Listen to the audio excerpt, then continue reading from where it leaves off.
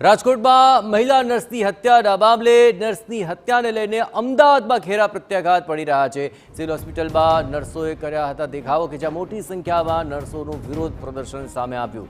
અમદાવાદ જીસીઆરઆઈ હોસ્પિટલમાં સ્ટાફે વિરોધ કર્યો। મહિલાની ટ્રાન્સફર આપવામાં આવી હતી કે જેને કારણે સ્ટાફમાં નારાજગી જોવા મળી। અને આજ મામલે વધુ વિગતે વાત કરવા જોડાઈ રહ્યા છે ટીવી9 સંવાદદાતા રોનક વર્મા। રોનક, વિરોધ છે ને લઈને છે શું છે નર્સોની માંગ?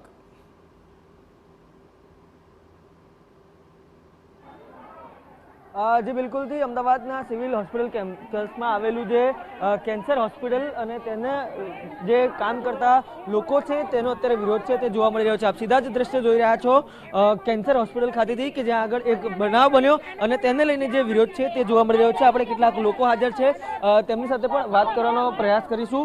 શું સમગ્ર ઘટના હતી અને જે શું વિરોધ છે? બેન, એવું તો શું થયું લોકોની સેવા કરતા નર્સ અત્યારે વિરોધ કરતા નજરે પડી રહ્યા છે? એટલે શેનો વિરોધ છે?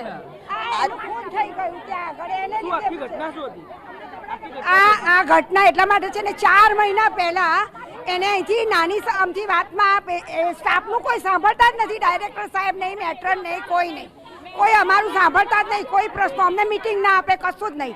4 મહિનાથી એ છોકરી ત્યાં આગળ રજૂઆત કરે કે અમને શા માટે ટ્રાન્સફર કરીએ। અનમેરિડ હતી, એના ઘરે પ્રોબ્લેમ હતા, 54 વર્ષની છે, બધા હોર્મોન ચેન્જીસ થાય, કેટલા પ્રશ્નો થાય એને, ફ્રસ્ટ્રેશન, એને કેટલી વાર લખાણ આપ્યું છતાં બી સાહેબે અહીંયા ના બોલાય। મળવા પણ આવ્યા હતા અને અત્યારે એનું ખૂન થઈ ગયું એ છોકરીનું। કેવી રીતે ખૂન થયું? શું સમગ્ર ઘટના થઈ? ક્યારે થયું ખૂન? અમને ખબર જ નથી। અમે એ જ જાણવા માંગીએ છીએ, સાહેબ તરીકે એમની ફરજ છે ત્યાં જવું જોઈએ, જાણવું જોઈએ। સાહેબ ત્યાં ના ગયા। અચ્છા બેન, શું કહેશો અત્યારે જે વિરોધ છે શું કહી રહ્યા છે?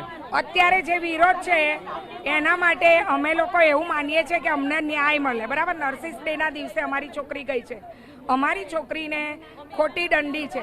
નેહલ ગઢવી, શશાંક પંડ્યા અને અમારા મેટ્રન જેણે બી સહી કરી એ બધા મારે જોઈએ। એ લોકોએ સહી કરીને મારી છોકરીને ત્યાં મોકલી છે।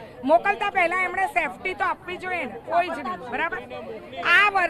આ જે પ્રસંગ બન્યો ને એ પહેલા અમારે 2017માં બનેલો, એમાં અમારી છોકરીના હાથમાં ડોક્ટરને વાગ્યું હતું અને અમારી છોકરી સંતાઈ ગઈ હતી, એને મારવાની કોશિશ કરી હતી સગાએ। ત્યારે અમે આ રીતે બહાર આવ્યા હતા। અમારો કેસ હજી સોલ્વ નહીં થયો, એ કેસ અમારો હજી ચાલે છે। હવે તમે કોની સાથે વાત કરી? શું કહે છે? ફાઇનલ કન્ક્લુઝન શું આવે એમ છે? મીડિયા જોડે અમે વાત કરીએ છીએ। અમારે ગુજરાતમાં પડકાર થવો જોઈએ। દિલ્હીમાં જ્યારે ડોક્ટરનું થયું હતું આજે વર્ષ પહેલા, એક ડોક્ટર પર રેપ થયો અને એક્સપાયર થઈ ગઈ, એ ડોક્ટરના લીધે આખા ગુજરાતમાં અને ઇન્ડિયામાં બધે પડકાર થયો। તો અમારા નર્સિસોનું શું? અમારો કોઈ ન્યાય નહીં। અને બીજું, પહેલા તો અમે ન્યાય અહીંથી જ માંગીએ છીએ, અહીંયા જ થવો જોઈએ અમારો ન્યાય। સ્વાભાવિક રીતે ડોક્ટર સાથે અન્યાય થાય તેનો વિરોધ થાય છે ત્યારે તમામ લોકો ન્યાય મળે છે, પરંતુ નર્સિસના ન્યાયનું શું? બીજી તરફ આપ સીધા દ્રશ્ય જોઈ રહ્યા છો કેન્સર હોસ્પિટલના પ્રવેશદ્વારનો કે જ્યાં આગળ જે નર્સિસના વિરોધને પગલે જે પોલીસના ઉચ્ચ અધિકારીઓ છે તેમને પણ બોલાવી લેવામાં આવ્યા છે। ખાસ કરીને પીઆઈ અને એસીપી ડીસીપી કક્ષાના અધિકારીઓ છે તે અત્યારે સિવિલ હોસ્પિટલના પ્રવેશદ્વારમાં જોવા મળી રહ્યા છે। ખાસ કરીને નર્સોનું જે ટોળું છે તે પ્રવેશદ્વારની અંદર પ્રવેશ ન કરે તેના માટે સ્ટાફ જે હોસ્પિટલનો છે તેને પણ ખડે પગે કરવામાં આવ્યો છે અને પોલીસની પણ મદદ લેવામાં આવી રહી છે। પરંતુ હવે સવાલ એ જ થાય છે કે ડોક્ટર સાથે અન્યાય થાય છે, તેમનું જે સંઘ છે તે કડક વિરોધ કરે છે અને તેમને કોઈક ને કોઈક રસ્તો કાઢી આપવામાં આવે છે, પરંતુ નર્સો સાથે જે અન્યાય થાય છે તેનું શું?